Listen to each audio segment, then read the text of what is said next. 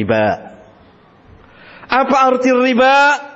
Arti riba secara bahasa adalah az-ziyadah, tambahan. Apa yang dimaksud dengan riba? Yang dengannya turun ayat-ayat Al-Quran yang melarang perbuatan riba, mengancam orang yang melakukan riba, siksa yang sangat besar dunia dan akhirat yang akan diterima oleh orang-orang yang memakan riba, yang memperlakukan riba, yang mempraktekkan riba, yang menyebarkan riba.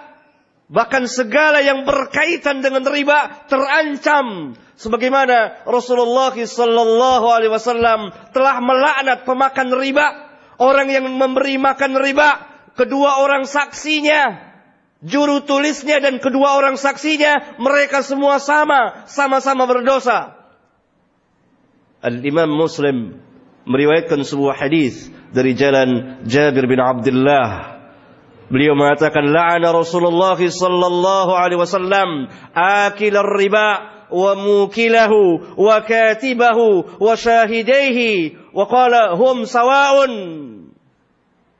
Rasulullah sallallahu alaihi wasallam telah melaknat pemakan riba, orang yang memberi makan orang lain riba, juru tulisnya, dua saksinya, mereka semua itu sama-sama berdosa.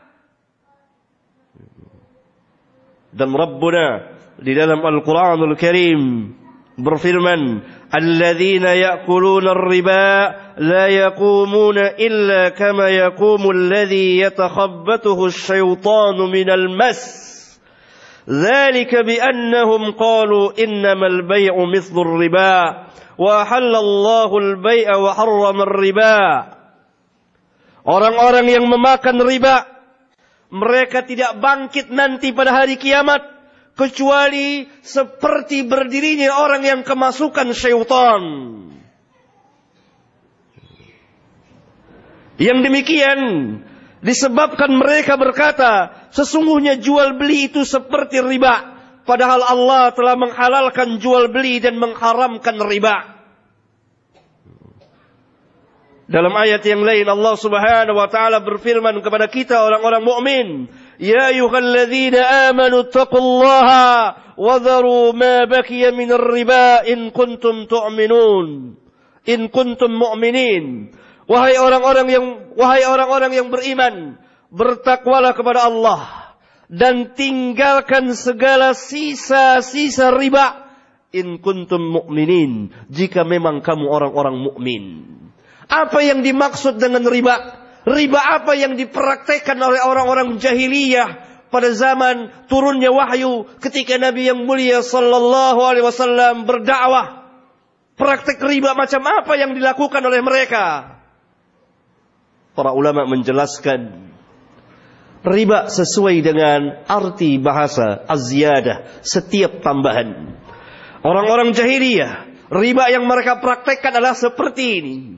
Apabila seseorang itu menghutang kepada kawannya, berhutang kepada kawannya, dan kawannya mempiutangkan kepada dia dalam tempo tertentu, misalnya 1 bulan atau 2 bulan atau setahun. Apabila jatuh temponya, waktunya, dan orang yang berhutang belum mampu membayar, maka yang mempiutangkan berkata kepadanya, aku beri tempo waktu lagi, tetapi dengan memberikan ziyadah tambahan, atau dengan bahasa keseharian kita, ada bunganya. Berarti riba yang dimaksud dalam Al-Quran, yaitu riba an-nasi'ah, riba dalam hutang piutang, pinjam meminjam. Setiap pinjaman yang ada kelebihannya, dengan syarat ada kelebihannya, berapapun besarnya, maka itu riba yang diharamkan dalam Al-Quran dan sunnah Nabi sallallahu alaihi wasallam, yang diharamkan oleh Islam.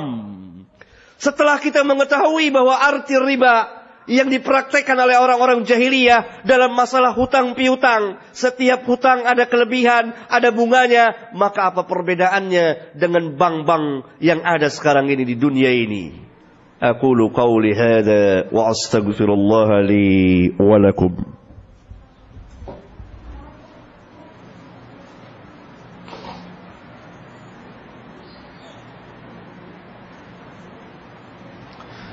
Alhamdulillah,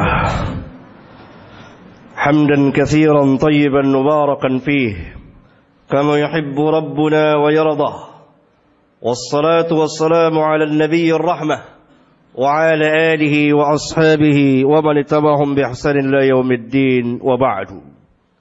Di dalam Islam ada satu ajaran yang sangat mulia sekali, membantu orang yang sedang kesusahan. Salah satu caranya adalah dengan meminjamkan uang kepadanya. Maka dalam Islam urusan pinjam meminjam, hutang piutang adalah urusan murni sosial 100%. Tidak ada embel-embelnya, tidak ada pamrihnya, tidak ada bunganya. Hutang 100 bayar 100, hutang 1000 bayar 1000, hutang 1 juta bayar 1 juta. Sedangkan yang dimaksud dengan riba adanya ketentuan syarat. Hutang 100 bunganya 10 rupiah. Hutang 1000 bunganya 100 sekian persen dan seterusnya. Ini adalah ainur riba, riba 100%. Maka bank-bank yang ada di dunia ini yang mempraktekkan seperti ini tidak syak lagi adalah ini praktek riba yang pernah dikerjakan oleh orang-orang jahiliyah ketika turunnya wahyu Al-Quran, ketika Rasulullah SAW berdakwah kepada mereka. Sistem perekonomian yang seperti inilah yang kemudian dikembangkan di dunia saat ini oleh orang-orang Yahudi terutama, karena pertama orang yang mengembangkan riba adalah orang-orang Yahudi. Kalau saudara menyimpan uang di bank, maka saudara akan diberi bunga sekian persen.